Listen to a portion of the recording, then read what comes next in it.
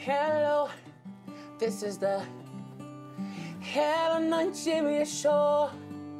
Hello Nigeria show. Don't you dare touch the dial. Hello Nigeria.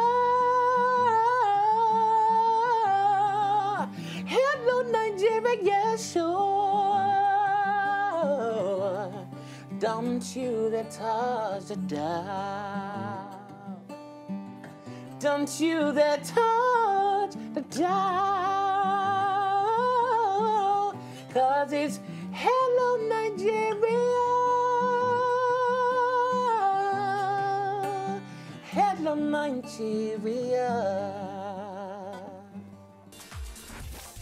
Exactly, and speaking of having a government that doesn't know what it is doing, we are now being told that the federal, the budgets, the 2018 budget may again be passed today. Now, on top of that, the National Assembly have raised the 2018 budget to over by 508 billion naira. So now our budget is at 9.12 trillion naira. You know, Chukudi, I was looking at the budget today and I was going through the breakdown, and the honest truth is I was angry. And we're raising this budget now in particular areas, and it's stated that in the president's estimates, the recurrent expenditure was captured at 3.49 trillion, but in the new report, it was raised to 3.516 trillion. Now, there are so many parts of the budget in which we are seeing an increase. First of all, why has this decision been made? I know one of them is to do with oil, right? And a lot of that is also to do with what's going on with the comprehensive agreement on the Iran nuclear deal and the rise in oil prices globally. But what is the effect on us directly? And plus, this is May 16th, 2018, and we do not have a 2018 budget. I don't want to get angry today. No, take it easy. Don't be angry. But the truth is, you see, if we look at the budgeting process, the estimates emanate from the executive. And using the power of appropriation that is enshrined in the Constitution, the legislative arm of government is supposed to thoroughly assess the estimates, and subsequently, after they must have done comprehensive work, you know, it is sent to the executive for the president to grant his assent. That's very easy and how government works. But the truth is, when we have people who don't understand the reason why they occupy such positions in the first place and represent the interests of the people, then we are not going to make any headway or progress.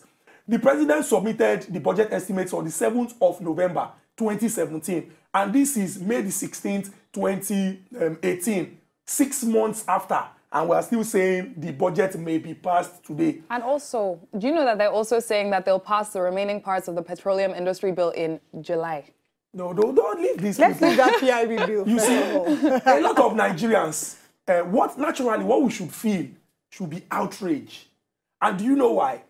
We should be outraged that people who claim to represent our interest, people who we validated their mandate by coming out to vote, and I mean all of the political office holders now. This is not just the National Assembly.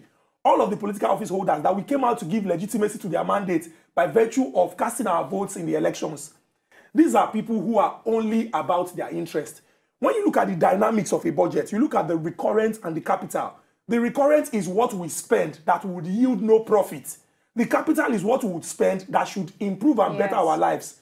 Since from time immemorial, the federal budget, the recurrent expenditure, what they spend that we cannot even get any profit, has always surpassed the capital expenditure. That is what you should spend in investment to improve the lives of the people. Now, your capital expenditure will go into the construction of roads, you know, improving our facilities in the hospitals, our schools, and the rest of them. Recurrent expenditure will go into the payment of salaries and the servicing of certain, you know, they are running. When you are running, you understand? When you are running, and it's not easy to run for 4 years. You run from May 29, 2015 to May 29, 2019. Come on. You have to keep running. And as you are, you know how it is done in the marathon race. Yeah. When you are running, you are drinking water steady. These ones are not even drinking water. There must be champagne on the way and some things that will keep them running in our own interest. But the truth is, Nigerians have lost faith in the system. Why? Because, I mean, as a young man that was born in the late 80s, I have looked at my life. I have looked at several governments or successive governments. I have looked at the improvement in my life, and I say my story is a special story. Is it in education? Is it in healthcare? Is it in welfare? We need to ask ourselves these basic questions. And as Nigerians, we must not keep making excuses that, after all, what has the... I mean, The UNESCO says at least 26% of your budget should go to education. We have never, I think it was only once. Done it was only once that we have done, only once or maybe twice that we have done double digits. They swore for us.